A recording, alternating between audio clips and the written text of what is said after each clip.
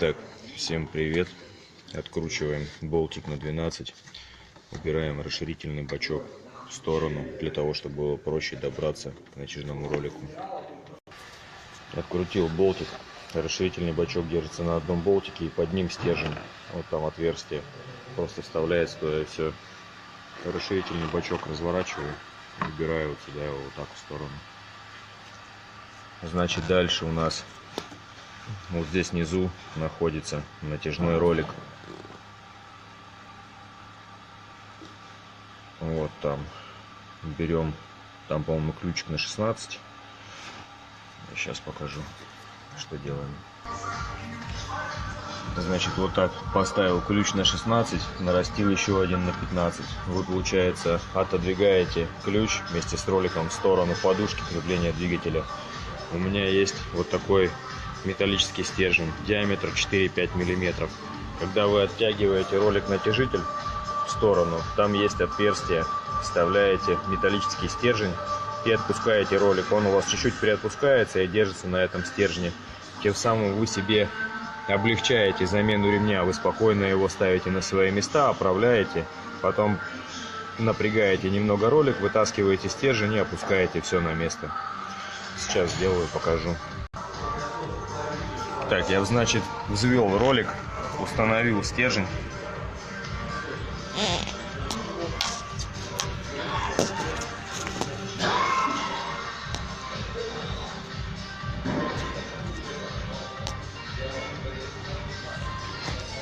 Вот так вот это выглядит. Стержень вам придется устанавливать вслепую.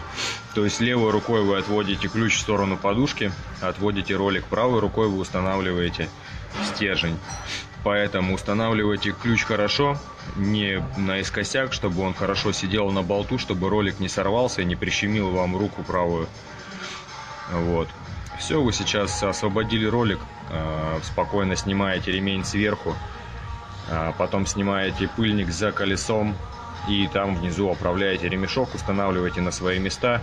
Вам не нужно мучиться, вы просто все собрали, поставили. Потом также отводите ролик назад, вытаскиваете стержень. Ну, естественно, предварительно убедитесь, что у вас ремень везде стоит по ручейкам.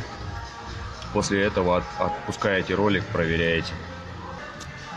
Так, значит, поднял машину. Ну, мне, конечно, удобнее на подъемнике. Вам, возможно, придется снять колесо, ну, либо с ямы. Но с ямы будет не очень удобно.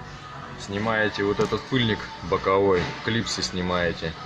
Раз, два, три. Еще вот здесь будет клипса внизу. В общем, демонтируете пыльник, и за ним будет удобный доступ к нижней части ремня. Клипсы удобно снимать клипсодером. Они, в принципе, есть копеечные, даже можно заказать там рублей за 300.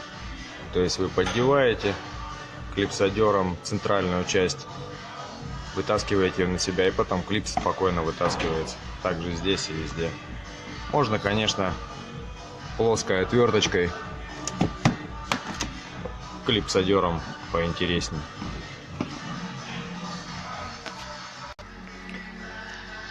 Сняли пыльник, убрали в сторону. Здесь у нас появляется доступ к нижней части ремня. И здесь вы уже, в принципе, спокойно работаете с ним, меняете его. Тоже, ребят, если вам придется менять ролики обводные, натяжной, там еще один наверху обводной, старайтесь покупать что-то ближе к оригиналу, потому что я менял тут ролики недавно, намучился вообще. Ролики, оказываются, кривые. Мне вот привезли фирмы Schaeffler комплект роликов, они оказались кривые. И мало того, в комплекте оказался только натяжной и один обводной, а третьего ролика не было. Мы привезли еще один ролик отдельно, и он тоже оказался кривой. То есть устанавливаешь новый ролик, ставишь новый ремень, начинает пищать, свистеть и так далее. Ремень ходит неровно. Начинаешь мучиться, искать причину проблемы. И очень много раз я снимал, ставил ремень, искал, где он ходит, по оси, не по оси. И в конце концов оказалось, что кривые ролики, кривые болты, там непонятно вообще все. И ролик кривой, и болт кривой. То есть вернули обводные ролики на место старые, а натяжной ролик пока вот остался. Schaeffler. Но что происходит с ремешком. Это, кстати, тоже ремешок был в комплекте. Он отходил немного, я не знаю, ну, может быть, 1000-2000 километров, может быть, 3. Ну, короче, немного он отходил. Видите, расползается ремень. Изначально, когда его в руки берешь, он как бы не чувствуется, что прям качественный ремень, он какой-то гладкий, весь блестит. Ну и, собственно, владелец автомобиля приехал, потому что ремень пополз. Говорит, как всегда, где-нибудь в ненужный момент подведет машину. Поэтому желательно приобретайте ролики оригинальные. Переплатили, поставили и забыли про проблему. Ну и, конечно, приобретайте в проверенных местах. Так, ребят, ну по установке ремня уже играетесь сами. Но лично мне удобнее сначала зарядить вверх, поставить на гидрач по обводному ролику, зарядить помпу и уже потом возвращаемся вниз и там уже по низу оправляем ремень дальше. Так, ну в общем, установили ремешок.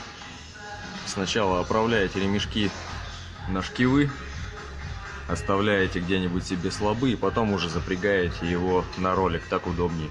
Неважно, там на натяжной, на обводной. Но я сначала все запряг по верхам, потом по шкивам, и уже здесь крайними запрягал обводной ролик. Проверяете, что у вас ремешок везде по ручьям, что нигде не торчит, и перебираетесь наверх, ослабляете ролик. Сверху тоже проверяем, что все по ручьям. Все, ослабляем ролик, вытаскиваем штифт. Еще раз повторяю, ребята, аккуратно с ключом, ставьте его плотно, хорошо, ровно по болту и вытаскивайте штифт аккуратно.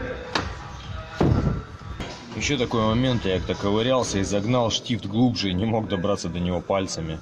То есть, ну также ослабляете ролик, берете магнит телескопический, ослабляете ролик и магнитом телескопическим подмагничивается, и у вас штифт выползает. Вытащил штифт, запускаем мотор, проверяем. Запускай.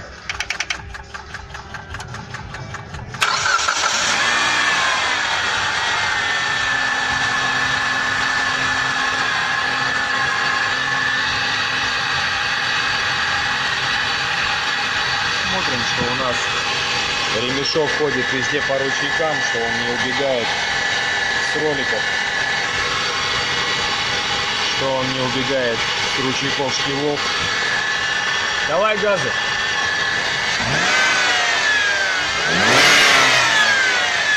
Все хорошо, ворота слабо. Ремень на месте. Все, глушим мотор.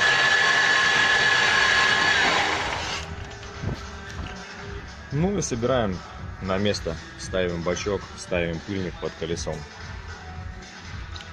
Вот, в принципе, и все.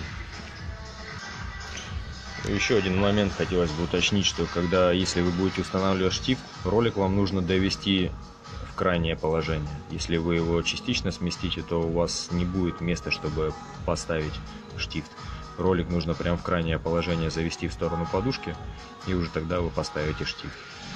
В принципе, все. Спасибо всем за внимание. До свидания.